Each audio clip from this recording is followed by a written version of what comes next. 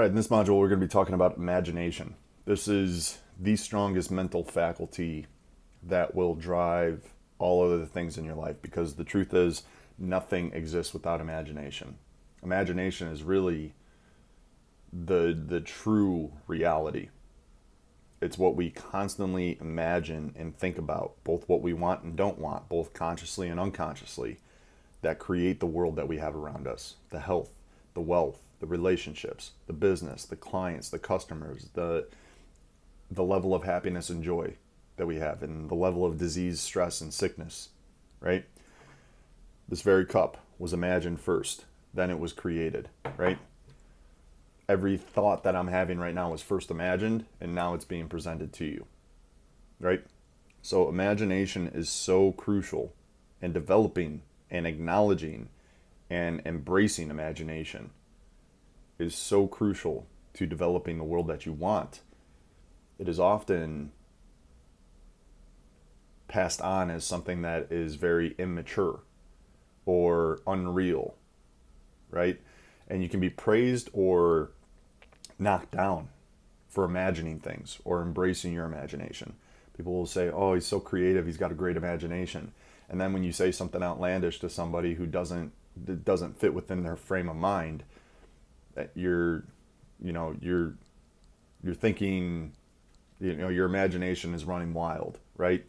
And it's a muscle. It needs to be developed. You can be chaotic with imagination. You can be irresponsible.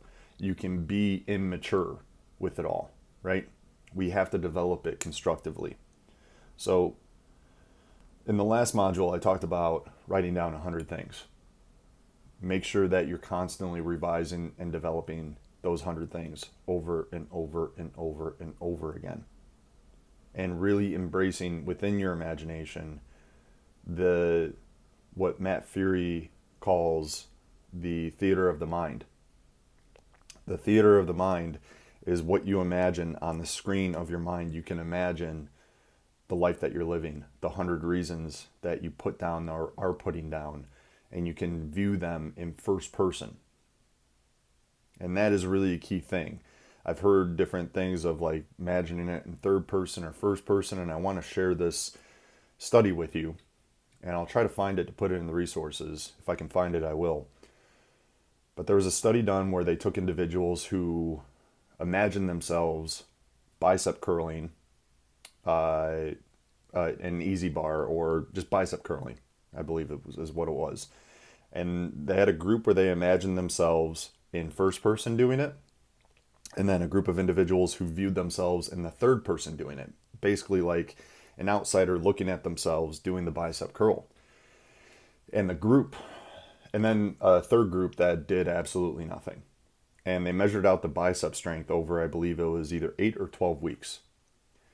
And the group that imagined themselves in the first person increased bicep strength just by imagination, just by imagining themselves doing the bicep curl in the first person. So imagine feeling it, imagine, literally squeezing your muscles, but then feeling the muscles as you're doing the bicep curl. Imagine the pain, imagine the triumph, imagine the pride, imagine the breathing, imagine the tension, and you go through a set.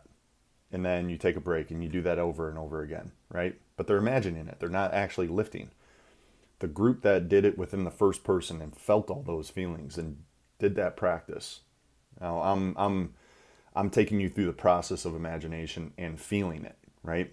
And that's what you need to do to really incorporate it into your subconscious mind. The group that imagined themselves in the first person actually increased bicep strength and increased it far more than the group that imagined themselves in the third person, so out of body, watching themselves do the bicep curl. And then the group that did nothing, got nothing, did not increase bicep strength. So the first group that imagines themselves in the first person as themselves doing the bicep curl actually increased bicep strength significantly. And then the group that imagined themselves in the third person did increase, but not anywhere near what the people who imagine themselves in the first person imagine themselves. So let that be proof that this actually works. And you can take anything that you've had in life that you can say I'm proud of, that I've accomplished it, that I've done it. You've at some way, shape, or form have imagined yourself doing what it is that you're doing right now, having what you have right now, being who you are right now, right? And the things that you're proud of, you can take ownership on that. Now you have to take ownership on the things that you unconsciously imagined, unconsciously or unknowingly imagined and created in your life. And that's the beauty of this process, is acknowledging that imagination is the most powerful thing. I tell my son this. I promote imagination and creativity and the ability to own what you view and imagine in your mind.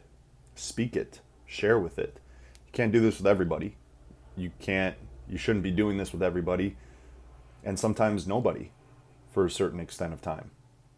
Because a lot of times if you share too much of this information or share it with the wrong people, it can actually create a sense of accomplishment without actually accomplishing the thing, without achieving the thing. And it kind of just then, lowers the energy and the drive to actually achieve those things or take action on the things that you need to do in order to actually have that which you imagine.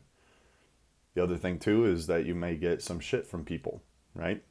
And we don't need that extra resistance, right? We're already going through our own self-resistance and need to work through that as well. So be careful with who you share this information with, who you share imagination with, but promote it at the same time by first doing. Lead by example, right? So imagination needs to be acknowledged and needs to be developed in a way that is going to be the strength in your life in every way, shape, or form. And you're going to develop confidence and belief within yourself to be able to just strengthen and hone in that imagination. It's like a muscle. It needs to constantly be worked. You need to constantly be attentive to it. You need to put in sessions. You need to put in the work. And that's why these 100 reasons are a great practice to put it into work constantly. It's your gym time for your mind. It's your gym time for imagination. And when you improve your imagination, you're going to improve all faculties of the mind, your willpower, your perception on life, right? Your reasoning. So the reasons why you do something. All these faculties are going to improve when you change how you view things. And we'll get into another module with the faculties of the mind at a later time. But I just want to share that imagination is one of the strongest things, the most powerful things that you can utilize.